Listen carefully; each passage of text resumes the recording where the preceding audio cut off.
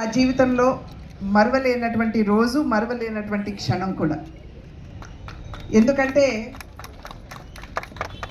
పూజ్యులు పెద్దలు రేలంగి గారి కుటుంబంతో మా కుటుంబానికి ఉన్నటువంటి అవినాభావ సంబంధం. మా తండ్రి గారిని వారి బావగారు అని పిలిచేవారు. అటువంటి సంబంధం మా రెండు కుటుంబాల మధ్యన ఉండేది. అది మాత్రమే కాకుండా వారు హాస్య బ్రహ్మ, హాస్యంగా చెప్పేవారు మా నాన్నగారితో. మా అన్న నందమూరి హరికృష్ణ గారి కంటే రేలంగి గారికి ప్రత్యేకమైనటువంటి ప్రేమ ఉండేది.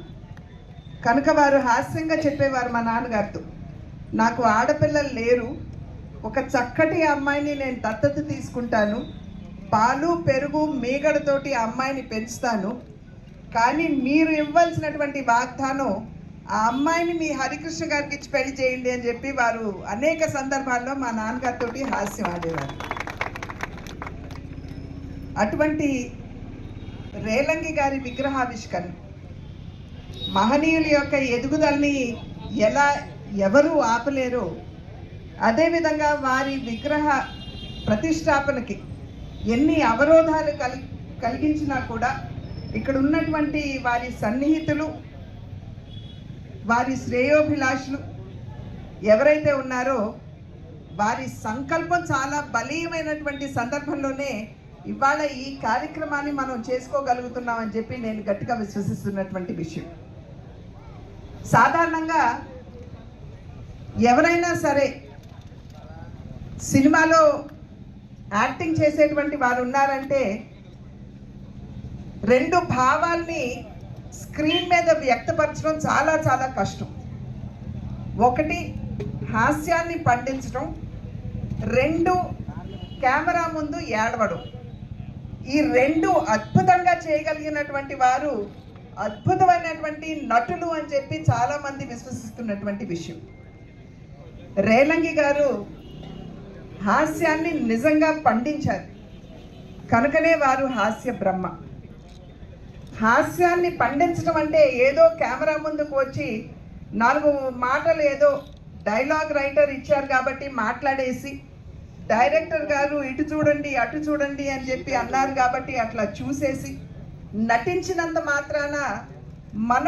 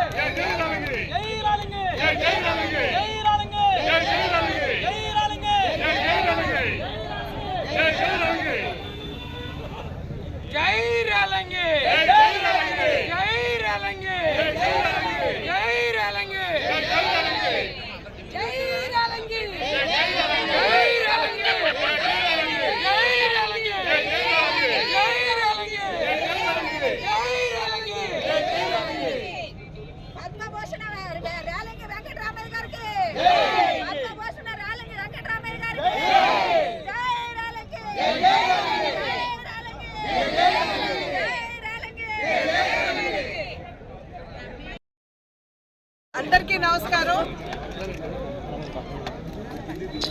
ఈరోజు హాస్య బ్రహ్మ రేలంగి వెంకటరామయ్య గారి విగ్రహావిష్కరణ. మాకు వారితో, మా కుటుంబానికి వారితో ఉన్నటువంటి సంబంధ నేపథ్యంలో ఇది నిజంగా నా అదృష్టంగా నేను భావిస్తున్నాను. వారి విగ్రహాన్ని ఆవిష్కరించుకోవడం, ఆ కార్యక్రమంలో నేను పాల్గొనడం అనేది నా అదృష్టంగా నేను భావిస్తున్నాను. మా తండ్రి గారికి వారికి చాలా మంచి సంబంధం, అవినాభావ సంబంధం ఉండటం మాత్రమే కాకుండా వారి కుటుంబ సభ్యులతోటి ఈరోజు కూడా మా యొక్క అనుబంధం ఏదైతే ఉందో అది యథావిధిగా కొనసాగుతూనే ఉన్నది. వారికి హాస్య బ్రహ్మ అన్న బిరుదు, అది ఆ బిరుదు వారికి అంతం కాదు, ఆ బిరుదుకి వారు అందం అని చెప్పి నేనైతే భావిస్తాను. ఎందుకంటే వారు పండించినట్టుగా హాస్యాన్ని నేటి వరకు కూడా ఒక అద్భుతమైనటువంటి హాస్య నటుల్ని ఇంకా చూడవలసి ఉన్నది అని చెప్పి నేను భావిస్తాను. పద్మశ్రీ బిరుదు పొందినటువంటి మొట్టమొదటి హాస్య నటులు మాత్రమే కాదు వారు, బహుముఖ ప్రజ్ఞాశాలి. ఎందుకంటే చాలామంది కేవలం హాస్యాన్ని పండించేటువంటి ఒక యాక్టర్గానే ప్రజలు గుర్తిస్తారు, కానీ వారు ఒక ప్రొడక్షన్ బాయ్ దగ్గర నుండి వారు డైరెక్షన్ కూడా చేసినటువంటి విషయాన్ని చాలా తక్కువ మందికి తెలుసు. అది మాత్రమే కాకుండా నేపథ్య గాయకుడిగా కూడా వారు పాటలు కూడా పాడారు. చాలామంది వారు పాట వినడానికి కూడా వచ్చినటువంటి సందర్భాలు కూడా ఉన్నాయి. కనుక వారు ఇక్కడ మన రావులపాలెంలో జన్మించడం 1910, అదేవిధంగా 1975లో వారు తాడేపల్లిగూడెంలో వారు పరిపాలించడం జరిగింది. తాడేపల్లిగూడెంలో వారు ఈ ప్రాంతంతో వారికి ఉన్నటువంటి అనుబంధ నేపథ్యంలో వారు అక్కడ సినిమా థియేటర్ని కట్టడం, ఇదంతా కూడా మనందరికీ తెలిసినటువంటి విషయమే. వారు చలనచిత్ర చరిత్ర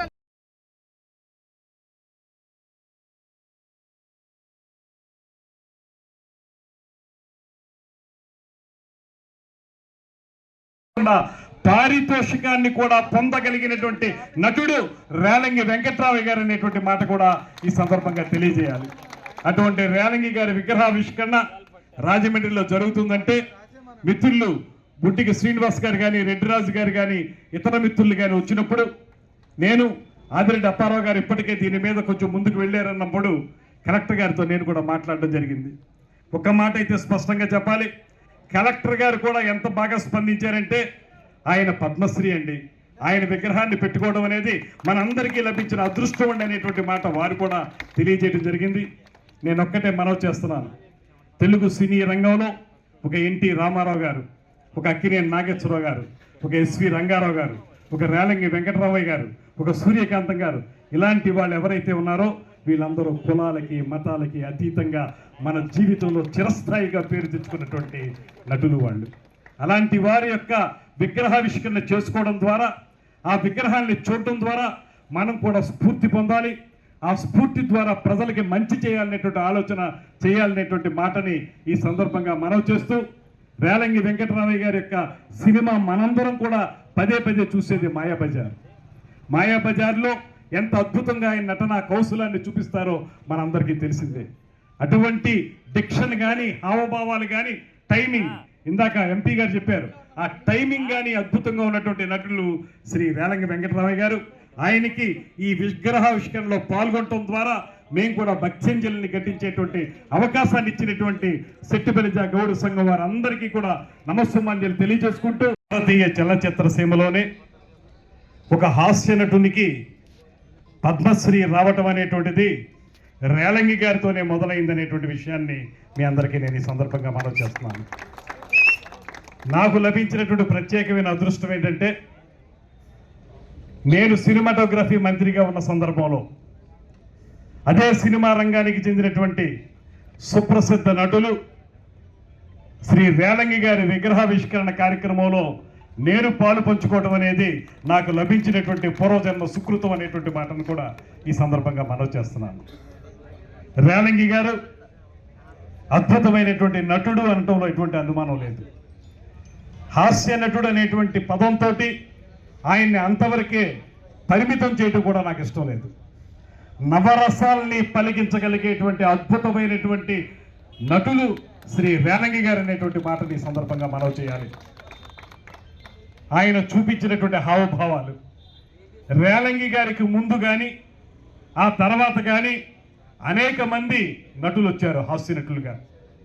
రేలంగి గారు పలికించినటువంటి భావాలు, హావభావాలు, ఆయన యొక్క డిక్షన్, ఉచ్చారణ, అవి మరే ఇతర నటునికి లభించలేదనేటువంటి మాటను కూడా ఈ సందర్భంగా మనవి చేయాలి. రేలంగి వెంకటరామయ్య గారు ఆయనకి ఇష్టమైనటువంటి తాడేపల్లిగూడెంలో రేలంగి చిత్రమందిర్ అనేటువంటి సినిమా హాల్ని నిర్మించినప్పుడు ఆయన కృతజ్ఞత ఏ రకంగా ఉంటుందో మనం ఆలోచించాలి.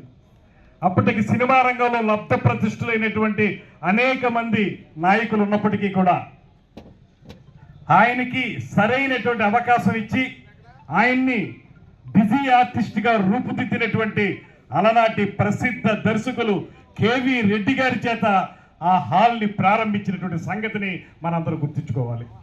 ఆయన తొలి రోజుల్లో లవకుశ లాంటి సినిమా నిర్మించినటువంటి సి పుల్లయ్య గారు ఆయనకు అవకాశాలు ఇస్తే, తర్వాతి రోజుల్లో ఆయన్ని నటునిగా తీర్చిదిద్ది ఆంధ్రదేశంలో ఆయన నటన వైదుష్యానికి ఉర్రూతలుగా అందుకే ఆయన